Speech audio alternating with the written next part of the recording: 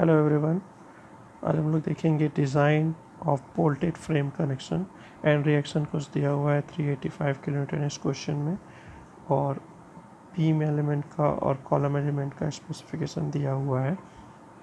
So let's begin. सो यहाँ पे हम लोग देख सकते हैं कि एक कॉलम एलिमेंट है जिसका स्पेसिफिकेशन दिया हुआ है ISMB 450, जिसको स्टील टेबल से हम लोग देख सकते हैं, और जो बीम एलिमेंट है उसका ISMB 300 दिया हुआ है। सॉरी 300 यहाँ ओवरऑल डेप्थ है, ठीक है। सो फर्स्ट स्टेप बेसिकली ये 4 स्टेप का प्रॉब्लम होता है। फर्स्ट स्टेप में हम लोग इसके स्पेसिफिकेशंस लिख लेते हैं। सेकेंड स्टेप में ये जो बीम एलिमेंट है उसका फ्रेमिंग एंगल के साथ बोल्ट कनेक्शन डिज़ाइन करते हैं। थर्ड स्टेप में इसी फ्रेमिंग एंगल का कॉलम एलिमेंट के साथ बोल्ट का कनेक्शन डिज़ाइन करते हैं, और फाइनल और फोर्थ स्टेप जो होता है उसमें thickness of this framing angle हम लोग निकाल लेते हैं, ठीक है। तो यहाँ पे हम लोग डायग्राम में देख सकते हैं कि जो हम लोग का ये बीम है वो कनेक्टेड है with the help of this framing angle to the web of the column, ठीक है। और एक चीज़ और यहाँ पे नोटिस कर सकते हैं हम लोग का जो ये फ्रेमिंग एंगल के पे जो बोर्ड लगा हुआ है बीम के वेब में, वो टू वे शेयर में होगा, क्योंकि सामने से ऐसा देख रहे हो, पीछे से भी एक फ्रेमिंग एंगल लगा होगा, ठीक है। जबकि जो आप लोग का जो वेब ऑफ द कॉलम है उस पे जो फ्रेमिंग एंगल होगा, उस पे जो बोल्ट होंगे वो वन वे शेयर में होंगे, क्योंकि हम लोग अगर यहाँ पे एक सेक्शन एक्स काट के सीधा देखें तो हमको ऐसा दिखता है वो, ठीक है। ये हम लोग का बीम का आई सेक्शन है, और ये जो कनेक्शन हुआ है ये कॉलम के वेब से हुआ है, ठीक है। ये वाले बोल्ट जो दिख रहे हैं जिसको मैंने ऐसे लाइन खींचा हुआ है, एक बार और क्लियरली कर देता हूँ रेड कलर से। ये वाले जो बोल्ट दिख रहे हैं ना, ये वाले वो ये वाले बोल्ट हैं, ठीक है। और ये जो डॉट डॉट बोल्ट दिख रहे हैं ना, वो ये वाले बोल्ट हैं, ठीक है। तो लेट्स बिगिन, ठीक है।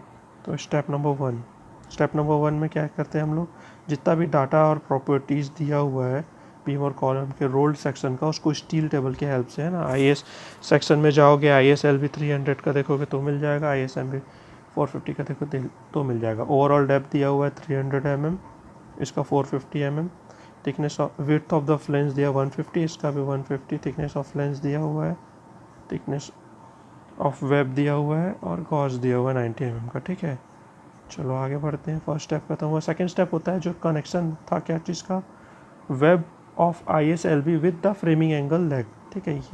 ये वाला कनेक्शन फर्स्ट स्टेप, ठीक है। ये वाला कनेक्शन हम लोग डिज़ाइन कर रहे हैं, ठीक है, फर्स्ट स्टेप में। तो लेट्स बिगिन। तो हम लोग पहला स्टेप ये करते हैं कि हम लोग एज्यूम कर लेते हैं कि कितने mm का बोल्ट देना है।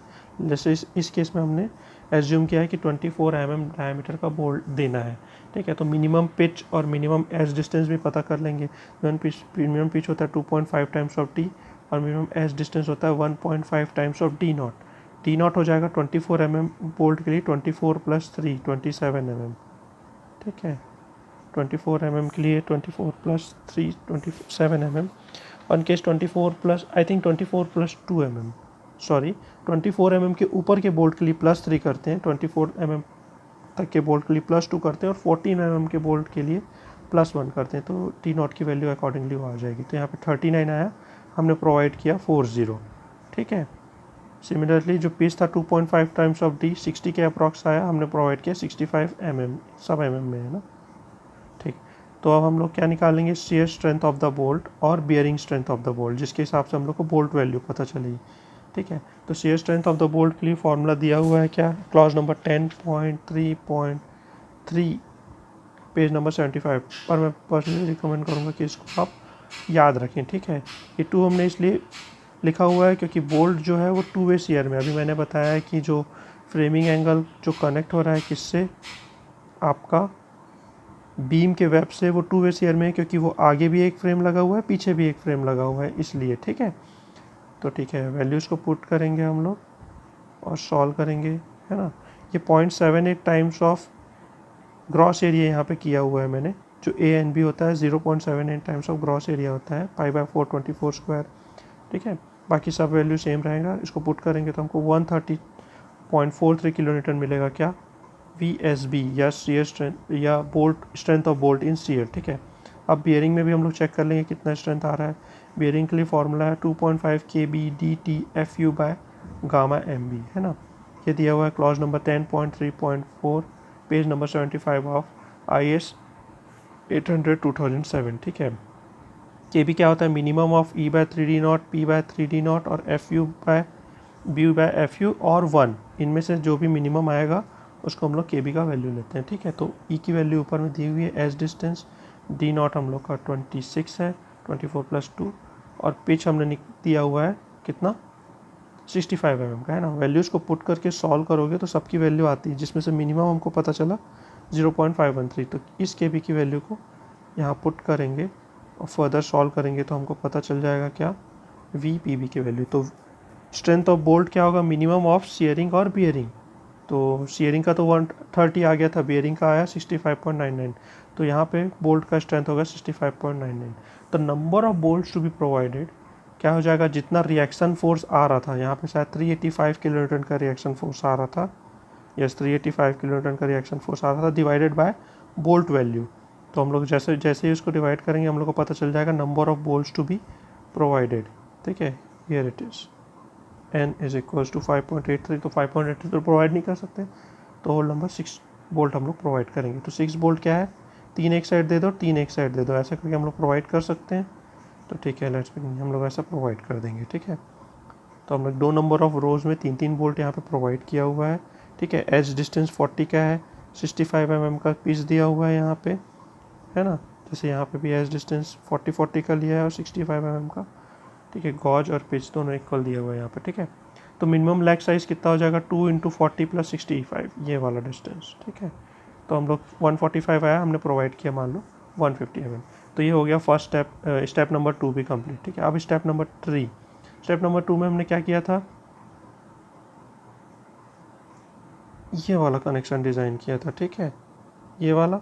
अब स्टेप नंबर 3 में ये वाला कनेक्शन जो है उसको डिज़ाइन करेंगे, या फिर बोला जाए तो ये वाला कनेक्शन, ठीक है।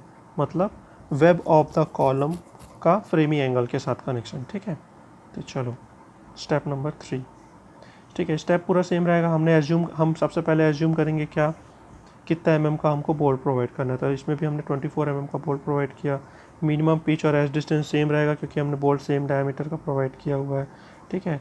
नेक्स्ट फर्दर आगे बढ़ेंगे तो strength of bolt in share, यहाँ पे सिंगल 1 वे शेयर आएगा। देखो यहाँ पे 2 से मल्टीप्लाई नहीं किया हुआ है, ठीक है, क्योंकि वहाँ पे केवल 1 वे शेयर आ रहा है, ठीक है। जो connection of web of the beam था फ्रेमिंग एंगल के साथ, उसमें 2 वे शेयर में था, बोल्ट आगे पीछे दोनों फ्रेमिंग एंगल थे, यहाँ पे सिर्फ एक ही साइड में, ठीक है। फर्दर एक्सप्लेन करने के लिए एक बार फिर इसको दिखा देता हूँ। हम ये वाला कनेक्शन डिज़ाइन कर रहे हैं, इसलिए यहाँ पे A1 वे शेयर में है, ठीक है। चलो स्ट्रेंथ ऑफ बोल्ट निकाल लो, ठीक है। शेयर में हम लोग वैल्यू डालेंगे क्या, ये 353 क्या है, ये A एंड B की वैल्यू, ठीक है। तो 65.22 आया शेयरिंग की वैल्यू, बियरिंग की वैल्यू सेम रहेगी, ठीक है। यहाँ पे बियरिंग की वैल्यू 65.99, ठीक है। kb/dt, ठीक है ना। टी जो है थिकनेस ऑफ थिनर प्लेट होता है, थिनर सेक्शन का जो थिकनेस होता है उसको लेके चलते हैं हम लोग, ठीक है। चलो तो इसकी वैल्यू आई 65.99 और इसकी वैल्यू आई 65.22।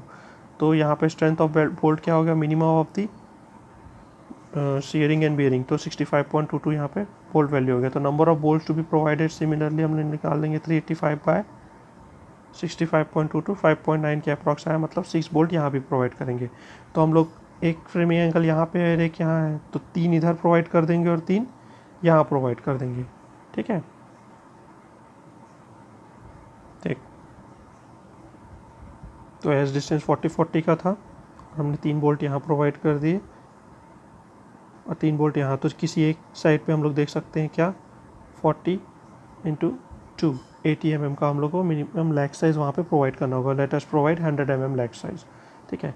अब लास्ट स्टेप जो क्या होता है हम लोग का, depth of framing angle and the thickness of framing angle हम लोग कैलकुलेट करते हैं। तो डेप्थ ऑफ फ्रेमिंग एंगल तो ईजिली हम लोग का पता चल जाएगा क्या, अगर हम लोग ऐसा प्रोवाइड किए हैं तो एंड डिस्टेंस एज डिस्टेंस जो था वो 40 mm का था और पिच जो था 65 mm का, तो 2 × 65 + 40 + 40, ठीक है, ऐसा। ये 40, ये 40, ये 65, ये 65, ठीक है। 2 × 65 + 40 हम लोग का क्या हो जाएगा, डेप्थ ऑफ द क्या फ्रेमिंग एंगल, मिनिमम डेप्थ हम लोग का आया कितना 210 mm, इसी को ही प्रोवाइड करेंगे, ठीक है। और फिर लास्ट स्टेप होगा हम लोग का थिकनेस। थिकनेस क्या होगा, शियर स्ट्रेंथ से प्रोवाइड करेंगे। मान लो 385 किलोन्यूटन का जो लोड है उसको वो बियर कर रहा है या शियर स्ट्रेंथ के थ्रू, तो क्या हो जाएगा V D is equal to F Y H into 2 times of T W. यहाँ पे फिर से 2 टाइम्स ऑफ टी डब्ल्यू इसलिए लिखा गया है क्योंकि thickness of web, thickness of जो फ्रेमिंग एंगल है वो टी डब्ल्यू है, और 2 इसलिए है क्योंकि 2 फ्रेमिंग एंगल हम लोग यूज़ कर रहे हैं, ठीक है, आगे पीछे दोनों, इसलिए, ठीक है। इस फॉर्मूले में हम लोग वैल्यू पुट करेंगे सिंपली, ठीक है। ये 385 किलो न्यूटन, ठीक है, ये वैल्यू है ना। अभी हम लोगों ने एच निकाला हुआ है 210, टी डब्ल्यू हमको निकालना है, तो यहाँ से हमको पता चल जाएगा क्या, टी डब्ल्यू की वैल्यू। तो टी डब्ल्यू की वैल्यू आ गई क्या, 6.98। तो हमने प्रोवाइड कर दिया 10 mm, आप 8 mm भी प्रोवाइड कर सकते हो, इट्स अप टू यू, क्योंकि वो भी सेफ रहेगा, ठीक है। तो 150 क्रॉस 100 क्रॉस 10 mm का हमने फ्रेमिंग एंगल प्रोवाइड कर दिया। बोल्ट हमने प्रोवाइड किया क्या, 24 mm डायमीटर का, और पिच हमने प्रोवाइड किया 65 mm का, और हमने एज डिस्टेंस प्रोवाइड किया 40 mm का। तो इसके साथ हम लोग का ये फ्रेम्ड सेक्शन जो है, फ्रेम्ड कनेक्शन जो है वो डिज़ाइन हो गया। हमने मतलब हर चीज़ डिज़ाइन कर ली, ठीक है। तो यहाँ पे ये प्रॉब्लम कंप्लीट होता है, ठीक है। तो 4 स्टेप प्रॉब्लम था, इसको आप लोग ऐसे ही बनाएंगे, ठीक है, थैंक यू।